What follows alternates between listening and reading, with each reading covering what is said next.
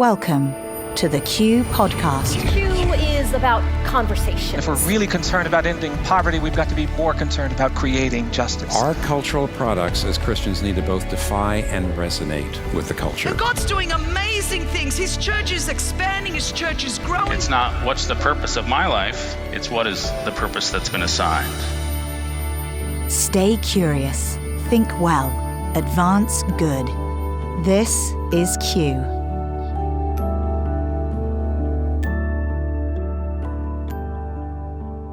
This is Gabe Lyons. Welcome to another edition of the Q Podcast. I'm so glad that you are with us today. I know this week in particular, this last week, lots of conversations thinking through where this coronavirus epidemic might be going. And so I know there's a lot of concern around that. We've done some things to try to address that. And I want to point you to that. I did a special interview with Josh Axe on another podcast I did with Rebecca, my wife, called Rhythms for Life. I'd recommend you check that out for a really positive perspective on how do we think about building immunity? How do we be people of hope and faith and joy in the midst of a culture that feeds on fear and feeds on doubt and can sometimes leave you feeling a bit frazzled?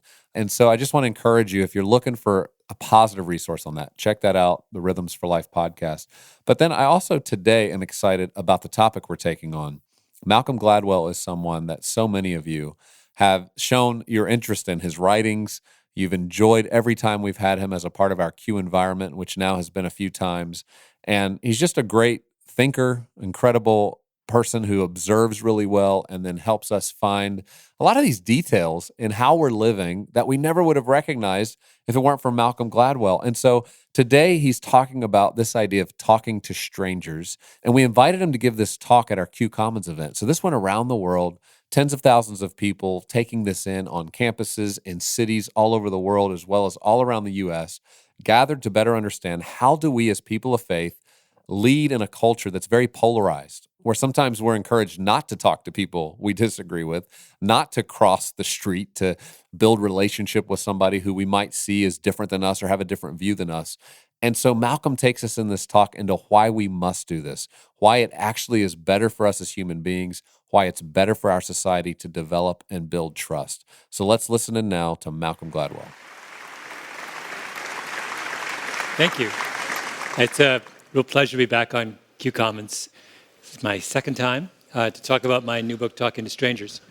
And what I wanted to do was to focus on a paradox, and it's a paradox that's at the heart of my book, that I spent a lot of time thinking through in the book. And the best way to describe the paradox is to tell you a story. And the story involves two people, a man called the mountain climber and a man called Florentino Aspiaga. Now, who is the mountain climber? Well, it's the code name for one of the legendary CIA operatives of his generation. He was a guy, the mountain climber was a guy who came up through the ranks of the CIA and was posted to the Soviet Union during the height of the Cold War, where he became famous, not just within the CIA, but also within our adversaries. The Soviets were obsessed with him because he was the finest intelligence officer they'd ever seen working in Moscow and in Soviet Union. They used to teach a course in the KGB's spy school on the mountain climber as an example of how to be an amazing intelligence officer.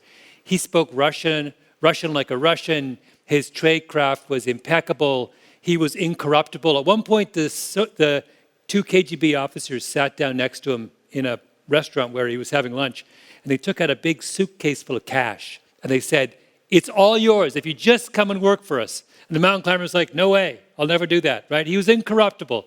He was that kind of legend.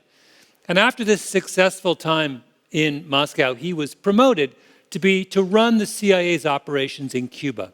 And he moves to Cuba, and he finds a network of spies inside Cuba who are demoralized, who are underperforming, who have no interest in really doing their jobs. And he decides what he's going to do is turn them around.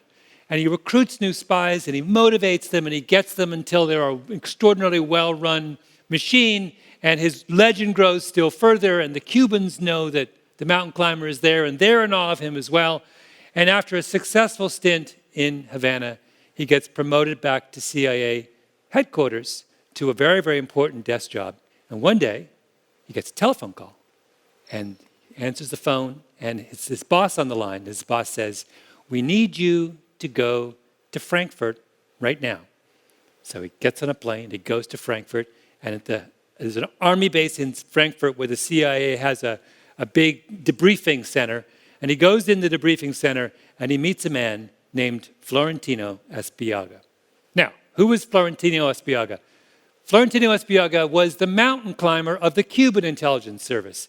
He was a legendary officer in the Cuban version of the CIA. And he had been promoted to the point where he was basically running the entire Cuban spy network in Eastern Europe, which is one of the most powerful and important jobs in the Cuban intelligence service. But he had grown increasingly disillusioned with the Cuban government. He began to believe that Fidel Castro, the Cuban leader, was out of step with the Cuban people.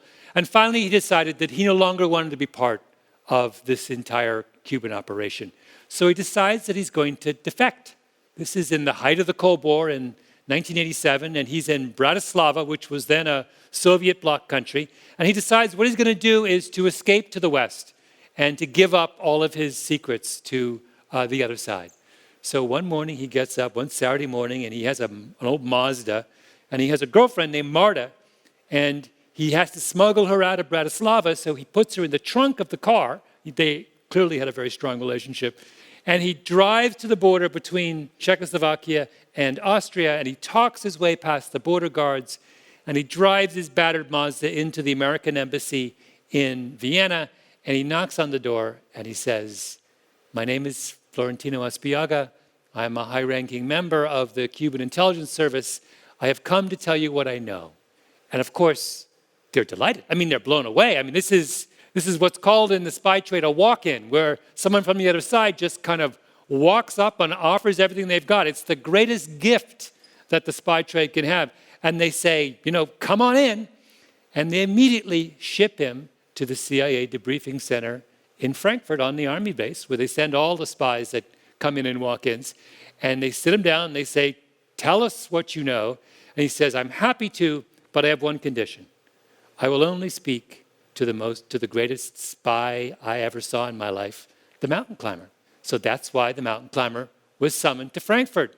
So the mountain climber walks in and he meets Florentino Espiaga, and they know about each other by reputation. So they have a big hug and they kiss each other on the cheeks, Cuban style, and they sit down across on the other side of a table.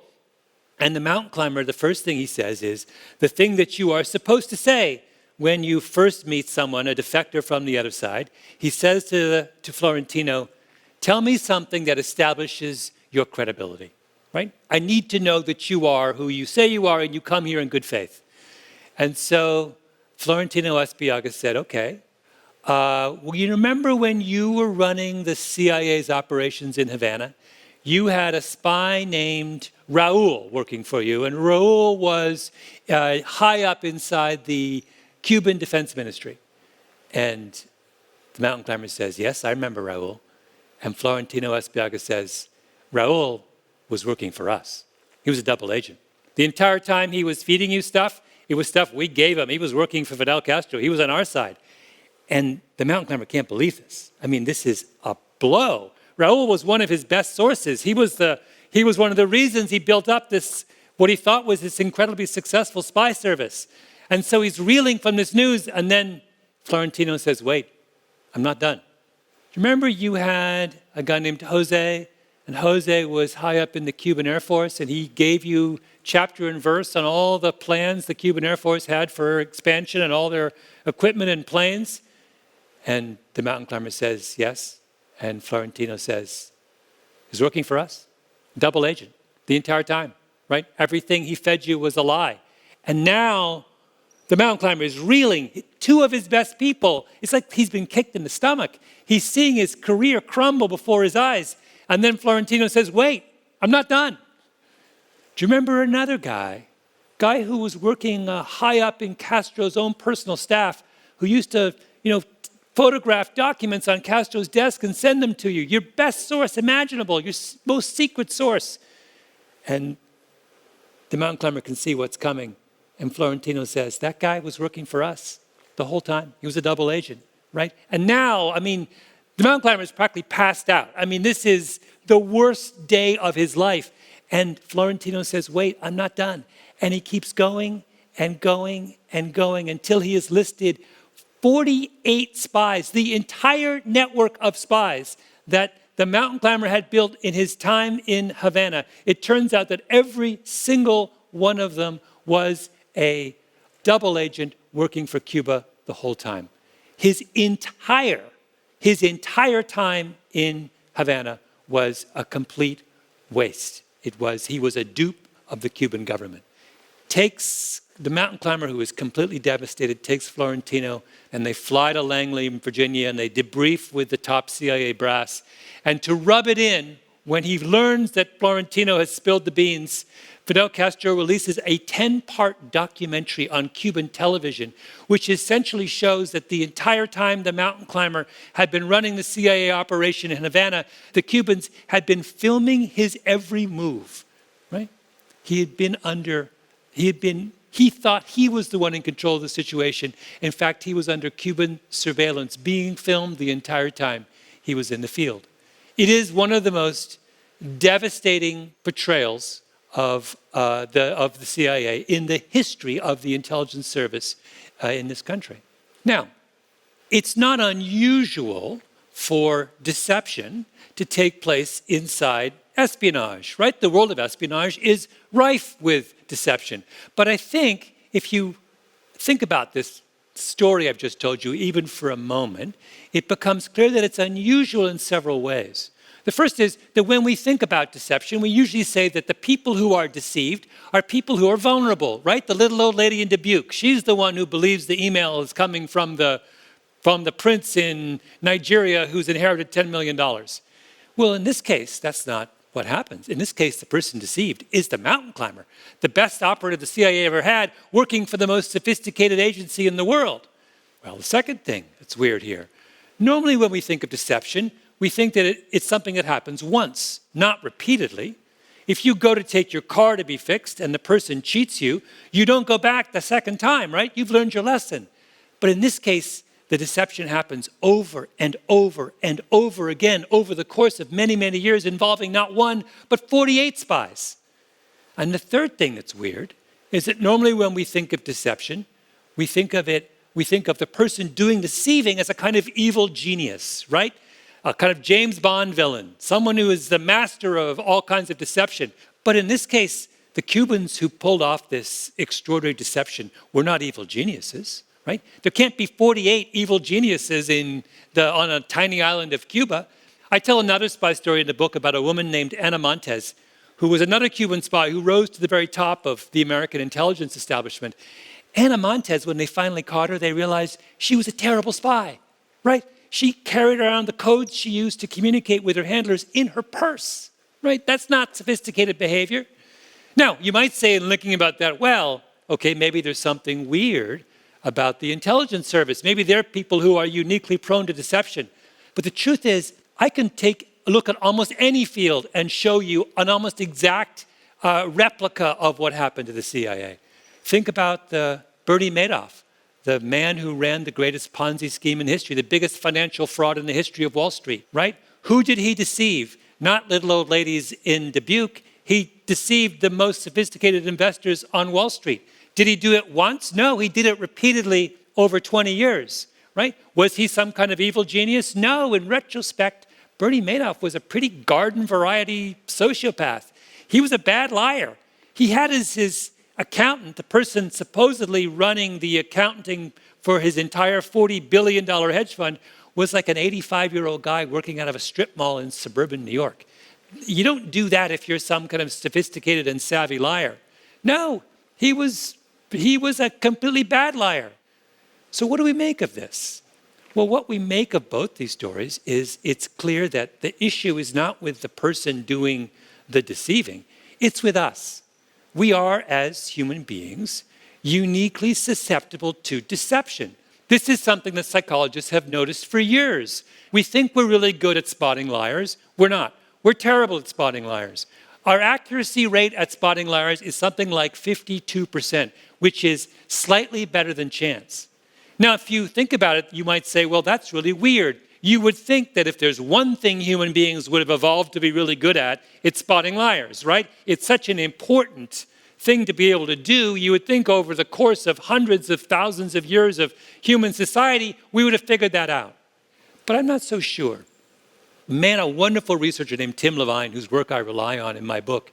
And Tim Levine makes the argument that the opposite is true, that human beings have evolved and developed not to be good at spotting lies, but to do the opposite. We have developed to be trusting engines. We are people who, the phrase he uses is, we are people who default to truth. We implicitly believe what we are being told unless the evidence against that assumption rises to some clear and insurmountable level. And the reason we have developed that way to be trusting engines is that virtually everything good that we do as human beings requires that we trust people, right? If you want to put your child on the school bus in the morning, you have to trust that the school bus driver is who he says he is. If you want to engage in your community productively, you have to believe the people who you're with are who they say they are. If you want to start an organization or join a church or do anything productive in the world, you have to have faith and trust in the people who you are working with. Otherwise, everything dissolves into a messy pile of suspicion and paranoia, right? The people who have an ability to trust others are the ones who get ahead in the world, are the ones who have the capacity for kindness, for cooperation, for empathy. Morality, in some sense, requires that we have an implicit faith in the people with whom we are talking about. But that, as Levine points out, has a cost. That implicit faith in others means that from time to time we will be deceived. When a sociopath comes along, we're going to have trouble understanding that that sociopath is pulling the wool over our eyes. But Levine says that is a very, very, very small price to pay for all the wonderful things that come from being a trusting engine. So why was the mountain climber deceived by all of those Cuban spies in Havana? Not because he was a bad spy or a negligent person or asleep at the switch. No, it was because he wanted to build an organization, a functional organization in Havana. And in order to build a functioning organization of any sort, you need to believe in people. You need to give them your trust. You need to have faith in the people around you. It so happens that in this one instance in Havana in the 1980s, that trust was betrayed. And the mountain climber was the victim of a massive deception. But 99 times out of 100, that kind of faith is rewarded. And it is what makes us successful and happy and fulfilled as human beings in the world. Now, most of you in your everyday life will never suffer from a deception of the likes of the mountain climber in Havana or the people who invested in with Bernie Madoff. Most of the kinds of deceptions that we deal with are on a much smaller level. But I think the same fundamental truth applies, right? That we are called upon as human beings to believe in in other people, in those around us, right? That will mean from time to time we will be deceived. But when we are, that is not evidence of something we are doing wrong as human beings. That is evidence of something we're doing right. Thank you. I really hope you enjoyed that. Some of my favorite quotes. He says, you have to have faith and trust in the people who you're working with. Otherwise, everything dissolves into a messy pile of suspicion and paranoia. Just what a great principle. The other thing, in order to build a functioning organization of any sort, you need to believe in people. You need to give them your trust. You need to have faith in the people around you. And then finally, when he says this, we are called upon as human beings to believe in other people, in those around us.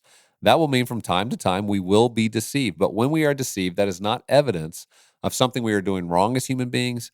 It's evidence of something we are doing right. What an encouraging word in a culture now where it's hard to know who to trust.